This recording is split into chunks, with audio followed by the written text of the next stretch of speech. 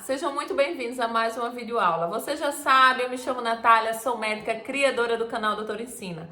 O tema da videoaula de hoje é super importante. Um daqueles temas que certamente está no teu edital é a Lei 8.142, uma lei complementar à nossa Lei Orgânica da Saúde, a Lei 8.080, tá?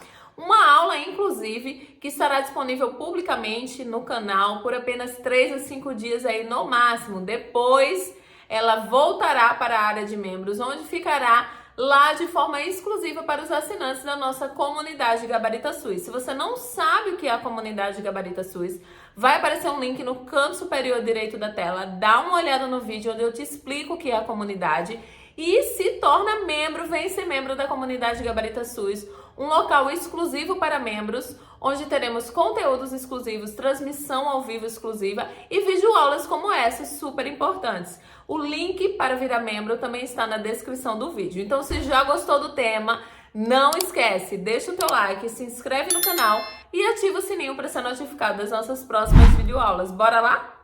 Então, vamos lá começar a nossa aula sobre a Lei 8.142. Quando vocês forem estudar qualquer lei, tá, do SUS, primeira coisa é você saber sobre o que essa lei vai falar, tá bom? Essa lei, gente, também foi criada em 1990, junto com a lei orgânica que a gente conhece, a Lei 8080, tá? Só que ela veio para complementar, ela trouxe informações adicionais, veio para complementar a Lei 8.080. E as duas juntas, muitas literaturas falam que as duas, na verdade, são consideradas como leis orgânicas da saúde, tá? Já que uma meio que complementa a outra. Então, o que é que a lei, especificamente 8.142, vai tratar? Vai tratar da participação da comunidade na gestão do SUS e também sobre as transferências intergovernamentais de recursos financeiros na saúde, tá? Então, são dois tópicos. Vocês vão ver que é uma aula mais rápida, a gente não vai dividir em 4 partes, como foi a Lei 8.080, né, que a gente teve que fazer em parte 1, parte 2, parte 3, parte 4. Afinal de contas, é uma lei muito, muito extensa, a lei orgânica que fala de tudo do SUS. Aqui em uma aula a gente vai tratar desses dois temas, tá? Então, vamos seguir, primeiramente falando o artigo 1. O que é que ele vai trazer pra gente? Sobre a participação popular, tá? Então, ele fala que o SUS, de que trata a Lei 8.080, contará em cada esfera do governo, ou seja, a nível municipal, estadual e federal, tá? Sem prejuízo das funções do Poder Legislativo, com as seguintes instâncias colegiadas. Doutora, o que é uma instância colegiada? Gente, é uma organização composta por representantes que se unem para tomar uma decisão de forma coletiva. Então, não é uma instância em que uma pessoa só vai lá e vai tomar a decisão final, tá? Todo mundo ali vai se reunir para coletivamente votar e decidir sobre algo. Isso é uma instância colegiada. E nós temos duas ferramentas de participação popular que são instâncias colegiadas. A primeira é a Conferência de Saúde e a segunda é o Conselho de Saúde. Vamos entender cada um deles nessa aula. Conferência de Saúde. Na verdade, as conferências de saúde já acontecem aí antes da criação do SUS propriamente dito, tá? Primeira conferência de saúde ocorreu em 1941 e vocês sabem que o SUS veio, né? Vocês já viram a aula de Constituição, o SUS veio após a Constituição de 88, né? Então, aconteceram várias conferências de saúde já. Esse ano de 2023, agora em julho, tivemos a 17ª Conferência Nacional de Saúde, tá? Falando aqui em conferência nacional, né? Porque existe a nacional, estadual e municipal. Mas a nacional é a de que trata essa lei. Vocês vão ver que a gente vai ver o conceito do que é uma conferência. E as mais importantes sempre vão ser as nacionais, né? Inclusive as municipais e as estaduais acontecem, na verdade, para discussão de tema da que vai ser a conferência nacional, tá? É mais para como se fosse uma pré-organização do que vai ser feito na Conferência Nacional de Saúde. Então, gente, aqui, inclusive a desse ano, né, cada uma delas tem um tema. A desse ano foi garantir direitos, defender o SUS, a vida e a democracia. Cada uma delas teve um tema, tá? Por que tá em laranjinha aí essa de 1986, 2 anos antes da criação do SUS? Porque é a mais famosa, é a que certamente vai cair na tua prova. 8ª Conferência Nacional de Saúde. Por que ela foi tão importante? Mais importante até, né, do que essas outras que vieram depois. Gente, porque ela foi um marco histórico, tá? De participação dos usuários. Essa conferência Foi a primeira vez que a população participou. Metade das pessoas, teve mais ou menos 4 mil, entre 4 mil e 5 mil pessoas, e metade das pessoas que estavam lá, obviamente a população nessa conferência ainda não tinha poder de voto, de decisão, mas eles estavam lá assistindo, ou seja, eles estavam lá participando, e foi a primeira vez que isso pôde acontecer, e metade das pessoas que estavam lá eram representantes da população. Tá? Então, realmente foi um marco de participação popular. Veio com temas já influenciados aí, né, pela reforma sanitária e discutiu-se a saúde como dever do Estado e direito do cidadão, a reformulação do Sistema Nacional de Saúde e o financiamento setorial. Ou seja, a gente estava ali na portinha de criar o SUS. Ela foi importantíssima para a criação do nosso Sistema Único de Saúde, tá?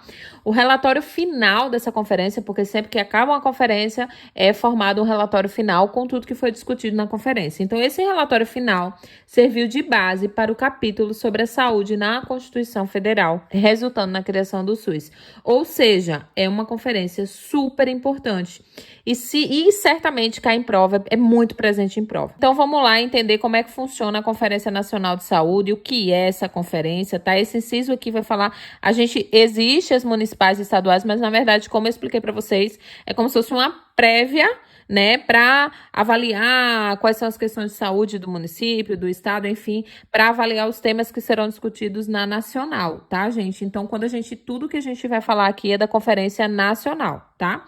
Então, a Conferência de Saúde, entende-se a Conferência Nacional, reúne-se-á a cada 4 anos com a representação dos vários segmentos sociais para avaliar a situação de saúde e propor as diretrizes para a formulação da política de saúde nos níveis correspondentes, convocada pelo Poder Executivo ou extraordinariamente por essa ou pelo Conselho. Ou seja, vocês viram que eu botei bem colorido aí, porque isso aqui traz tudo o que a gente precisa, tá? Apenas esse inciso primeiro. Então, como é que funciona a Conferência de Saúde? Funciona a cada 4 anos, vai ter uma reunião, tá? Então, isso pode cair na tua prova. Qual a periodicidade? A Conferência de Saúde ocorre a cada 4 anos. E precisa ter a representação dos vários segmentos sociais. Como é essa representação? Essa representação, até adiantando a informação do inciso 4º, tá? Ela é paritária. Ou seja, metade dos usuários, metade vão ser representantes e metade vão ser usuários, vai ser a população, tá? Isso acontece de forma paritária tanto na conferência como nos conselhos, tá, gente? E o que ela faz? O que a conferência faz? Ainda no inciso primeiro, avaliar a situação de saúde e propor as diretrizes. Para quê? Para formular a política de saúde. Então, é isso que ela faz, gente. Vocês percebem que aqui tem todas as informações que a gente precisa? Ok. E quem faz a convocação?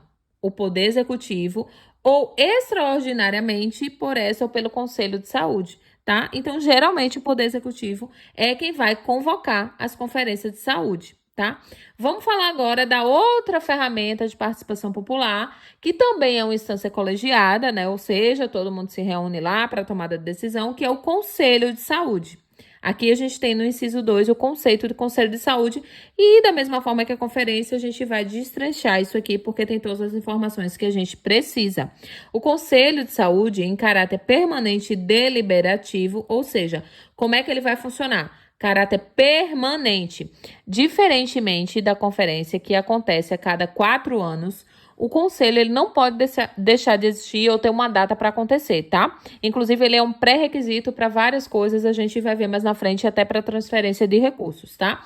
Então, o conselho, gente, ele tem que ser permanente. Sempre tem que existir o conselho lá de saúde, tá? Existe também, da mesma forma como a conferência, o conselho municipal, estadual e nacional de saúde, tá? E ele é de caráter permanente e deliberativo, órgão colegiado composto por representantes do governo, prestadores de serviço, profissionais de saúde e usuário. Eles geralmente se reúnem uma vez por mês, tá, gente?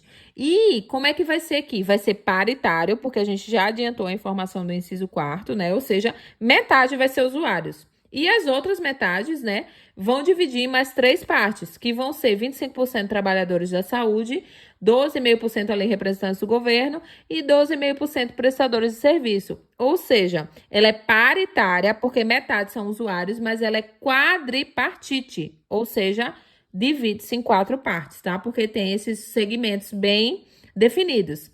E o que ele faz? O Conselho de Saúde, ele atua na formulação de estratégias e no controle da execução da política de saúde, na instância correspondente, né? Inclusive nos aspectos econômicos e financeiros, a gente vai ver isso mais pra frente. Eu queria destacar uma coisa aqui pra vocês. O outro, né, a Conferência de Saúde, só relembrando pra vocês, né, gente? Só pra gente diferenciar bem, porque isso é pegadinha, eles costumam confundir os conceitos de conferência e de conselho. A conferência, ela avalia a situação e propõe diretrizes para justamente formar a política de saúde, né? Como a gente acabou de ver. Já o conselho, o que é que ele faz? Ele formula estratégia e controla a execução. E aí, às vezes, cai em prova dizendo que ele executa. Não, ele não executa. Ó. Aqui, ó, destaquei a palavra para vocês. Ele controla a execução das políticas de saúde. Né? Porque geralmente quem faz essa execução são órgãos específicos a nível municipal, né? Lembrem da municipalização, né? Descentralização, tendência à municipalização. Então, na verdade, ele vem para controlar a execução da política de saúde, inclusive nos aspectos econômicos e financeiros, como a gente já vai ver. E as decisões serão homologadas pelo chefe do poder legalmente constituído em cada esfera do governo. Como eu falei para vocês, vai ter em cada esfera do governo, ou seja, no nível municipal, estadual e nacional, tá? Aqui o inciso 3, a gente vai falar um pouquinho melhor sobre isso. O Conselho Nacional de Secretários de Saúde, CONAS, e o Conselho Nacional de Secretários Municipais de Saúde, CONASEMS, terão representação no Conselho Nacional de Saúde. Ou seja, calma, eu vou explicar bem isso aqui para vocês. Existe o Conselho Nacional de Saúde, tá? E nesse Conselho Nacional de Saúde vão ter os representantes do estado e vão ter os representantes do município. Então, quando a gente fala de CONAS, Conselho Nacional de Secretários de Saúde, a gente vai ter os representantes que são os secretários de estado de saúde, ou seja, os secretários estaduais de saúde vão ter lá a representação no CONAS, que é o Conselho Nacional de Secretários de Saúde. Eles vão se juntar para ter a representação a nível nacional, tá? E tem também a representação dos municípios a nível nacional, que é o CONASEMS, que é o Conselho Nacional, ó, eu destaquei o NAI para vocês, Nacional de Secretarias Municipais de Saúde. Ou seja, né, tem o objetivo de representar as secretarias municipais de saúde. Então, as secretarias municipais, elas vão lá e vão ter a representação em nível nacional, como a gente acabou de ver no inciso 3º, tá? Então, tem o Conselho Nacional de Saúde e os representantes dos estados se juntam no CONAS e os representantes a nível municipal, secretarias municipais no CONASEMS. E a gente tem também o COSEMS. O que é isso? É o Conselho de Secretários Municipais de Saúde. Veja, o CONASEMS são as secretarias municipais com representação a nível nacional. O COSEMS acontece em cada estado, porque você imagina quantos municípios tem o Brasil, né? A gente tem Brasil, nacional, e tem vários municípios. Eu não sei, eu não tenho nem esse número aqui para vocês, mas certamente são muitos municípios. Então, imagina lá uma reunião com todas as secretarias municipais de saúde. Imagina isso, visualizem isso. Primeiro, a gente tem que se subdividir, se organizar, né? Então, existem os COSEMS, que é o Conselho de Secretários Municipais de Saúde, que acontece em cada estado, tá, gente? Então, isso serve para quê? Para facilitar o diálogo, gente. Afinal, são instâncias colegiadas. Todo mundo vai participar, a gente vai fazer as decisões em conjunto. Então, é preciso essa organização. Eu espero que tenha ficado bem claro isso aqui para vocês. Se não ficou claro para alguém, deixa nos comentários, tá? Que eu tiro a dúvida. Isso aqui é dúvida de muita gente. Foi minha dúvida quando eu comecei a estudar, porque realmente são siglas muito parecidas. Mas é basicamente isso. Então, vamos dar seguimento, eu espero que tenha ficado claro. O inciso 5º vai só falar que as conferências de saúde e os conselhos terão sua organização e normas de funcionamento definidas em regime próprio, aprovadas pelo respectivo conselho, tá? Então, vamos agora para a segunda parte. Já entendemos sobre a participação popular de que trata essa lei. Agora a gente vai falar dos recursos intergovernamentais. Lembram dos recursos, o dinheiro, gente? Como é que vai funcionar isso, né? Então, os recursos do Fundo Nacional de Saúde serão alocados. Para onde vai esse dinheiro? Primeiro, entender o que é um Fundo Nacional de Saúde. É uma conta, tá? Então, existe o Fundo Municipal, um Fundo Estadual e um Fundo Nacional de Saúde, tá, gente? Então, o dinheiro é recolhido lá dos impostos, enfim, todo o dinheiro que vai ser destinado à saúde fica nesse Fundo Nacional de Saúde. E para onde ele vai? Ele vai ser distribuído como? De que forma? Ele vai para despesas de custeio e de capital do Ministério da Saúde, seus órgãos, entidades da administração direta e indireta. Vai para investimentos previstos em lei orçamentária. Precisa ter uma lei orçamentária para prever os gastos com a saúde, que é aprovada, tá, pelo Congresso Nacional e vem por iniciativa do Poder Legislativo aí. Investimentos previstos no plano quinquenal do Ministério da Saúde. E aqui, gente, vem para quê? Principalmente para isso, cobertura das ações e serviços de saúde a serem implementadas pelos municípios, estados e Distrito Federal. Então, bora lá. Que ações e serviços de saúde são essas? Qualquer ação e serviço de saúde? Não, são as ações e serviços de saúde que estão previstas lá no Plano Nacional de Saúde. Existe um plano, gente, que ele é para as ações e serviços de saúde para os próximos 4 anos, tá? Então, a cada 4 anos é elaborado um plano de gastos, um plano de ações, tá? E os gastos têm que estar dentro desse plano, a não ser numa situação excepcional, né? Agora a gente teve o Plano Nacional de Saúde, que foi elaborado lá por influência da 16ª Conferência. A gente acabou de entender que a conferência, ela propõe diretrizes. Essas diretrizes servirão para a elaboração do Plano Nacional de Saúde dos próximos 4 anos. Então, a 16ª Conferência aconteceu em 2019. Ela propôs diretrizes que foram usadas para elaborar o Plano Nacional de Saúde para os anos de 2020, 2021, 2022, 2023. E lá tinha uma previsão de gastos, uma previsão de ações e serviços de saúde. O que é que nós vamos fazer para os próximos 4 anos? Tá, ok. Só que veio a pandemia. E eu tenho certeza que as ações de saúde que foram feitas ao longo desses 4 anos que passou agora, não tinha pandemia lá previsto, né? Porque não era uma situação que ninguém tinha como prever lá em 2019. Então, gente, nesse caso, em especial, fugiu do plano. Mas, em geral, a gente tem esse plano e tem que seguir esse plano, tem que obedecer esse plano, tá? A não ser numa situação de emergência, como aconteceu aí, de calamidade pública, né? E o parágrafo único desse artigo, ele traz que os recursos, eles serão destinados a investimentos na rede de serviços, né? A rede de atenção à saúde que a gente conhece, a cobertura assistencial ambulatorial e hospitalar e as demais ações de saúde. Então, espero que tenha ficado claro como é que funciona isso, tá, gente?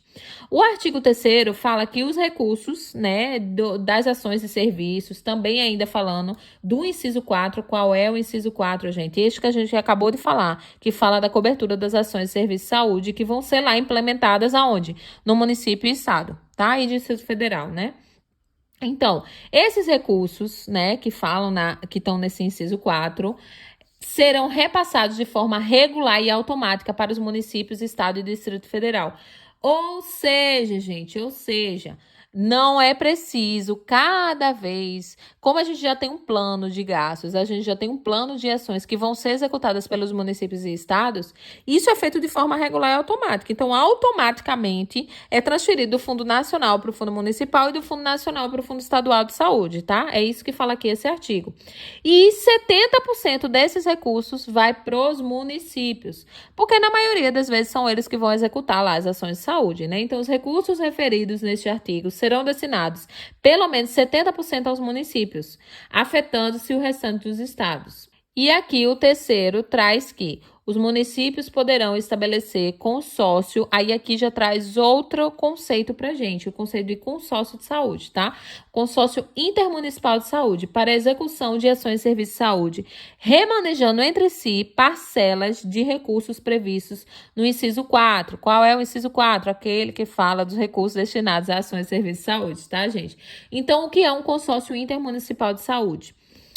Gente, é quando municípios se juntam para compartilhar recursos. Esses recursos podem ser tanto materiais, né? Por exemplo, um aparelho lá de mamografia. Então, eita, eu não tenho, eu vou gastar com esse aparelho. Tá, eu posso me organizar, eu, município 2, 3, 4 e 5, a gente vai se juntar e a gente vai partilhar esse mamógrafo, tá? Ou humanos mesmo, recursos humanos, profissionais, né? Tem algumas especialidades aí, médicos, por exemplo, que é mais difícil de ter, então, neuropediatra. Ah, o neuropediatra, vamos fazer um consórcio intermunicipal para a gente investir, conseguir, né, que esse neuropediatra fique. Ou recursos administrativos mesmo, humanos administrativos, né, no caso. Enfim, gente, é um consórcio intermunicipal. É exatamente municípios. Eu botei um exemplo aí de 5, mas pode ser qualquer número, tá, gente? Então, são municípios se juntarem, tá? Para quê? Para poder completar as ações de serviço de saúde que eles não conseguiriam sozinhos, tá?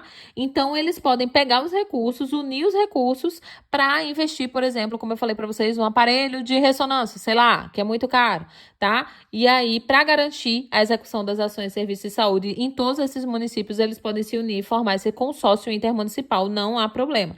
Mas lembrando que isso é apenas um instrumento, tá, gente? O consórcio, ele não é um meio obrigatório, não é assim que deve ser feito. Ele é apenas em casos especiais, né? É possível fazer isso, mas não é obrigatório fazer isso, tá? E ele serve para racionalizar recursos, né? Ou seja, para economizar aí recursos. Afinal de contas, se mais de um município vai estar colaborando, isso vai reduzir gastos para ele e para assegurar, garantir as ações de serviço de saúde, tá? Então, o artigo 4, agora falando, para receberem esses recursos de que trata o inciso 3, os municípios, Estado e Distrito Federal deverão contar. Ou seja, gente, a gente sabe que a transferência é feita regular e automática, mas se eles não cumprirem, né, se eles não cumprirem com alguns requisitos, eles podem, inclusive, parar de receber esse recurso, tá? Então, é preciso ter o fundo de saúde, ou seja, o município tem que ter o fundo municipal de saúde e o estado tem que ter o fundo estadual de saúde para receber o dinheiro. É preciso ter o conselho de saúde, então tem que ter esse conselho, porque se não tiver o conselho, né, que a gente já viu lá os conselhos de saúde, não vai receber, né? Afinal de contas, lembre-se que o conselho, ele vai fiscalizar lá a execução das ações de serviço de saúde, né? É preciso ter o plano de saúde, então a gente tem o Plano Nacional de Saúde, né, que serve para os próximos 4 anos. Mas existe também um plano municipal de ações de serviço de saúde e estadual, tá, gente? E é preciso também ter relatórios de gestão, tá? Que permitam o controle de que trata o artigo 4 da Lei 8.080.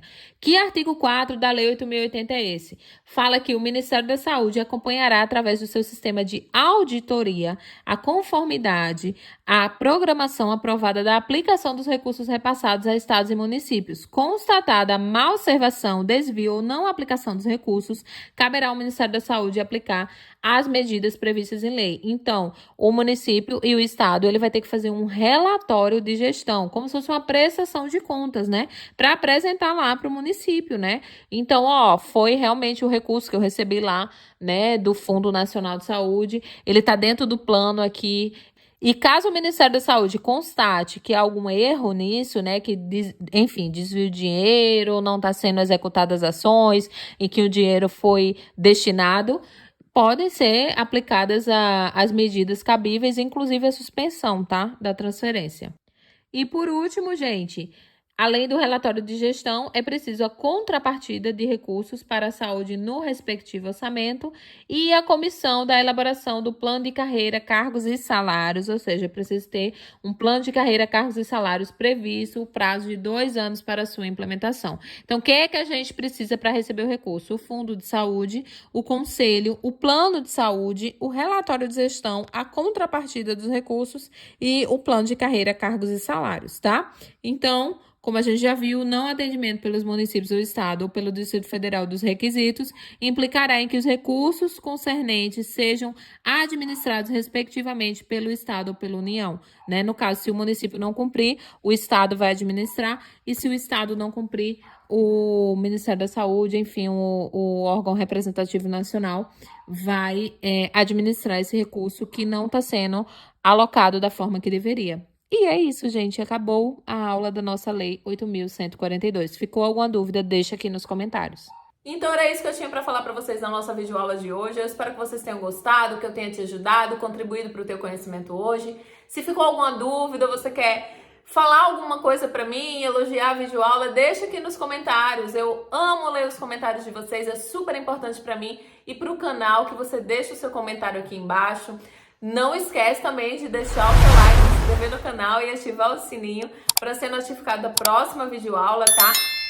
Caso você esteja aqui, seja inscrito no canal e ainda não seja membro da nossa comunidade Gabarita SUS, vai aparecer um link no canto superior direito da tela, onde vou te mostrar um vídeo sobre o que é essa comunidade de membros. Mas só para te adiantar, é uma área super exclusiva, que tem videoaulas exclusivas, transmissão ao vivo, resolução de questão, enfim, é uma coisa bem bacana que eu preparei para vocês, que alguns membros já estão lá aproveitando. O link para ser membro também tá aqui na descrição do vídeo, tá? E lembrando que, além de adquirir esse conhecimento, é importante vocês consolidarem o conhecimento. Então, vai aparecer um quadradinho aqui agora com o link para a apostila 1000 questões, tá? 1000 questões sobre SUS, organizadas por assunto, gabaritadas, que vão te ajudar muito. Se ainda não é inscrito no canal, vai aparecer também uma bolinha com meu nome aqui em algum canto da tela, com meu nome não, com a minha foto.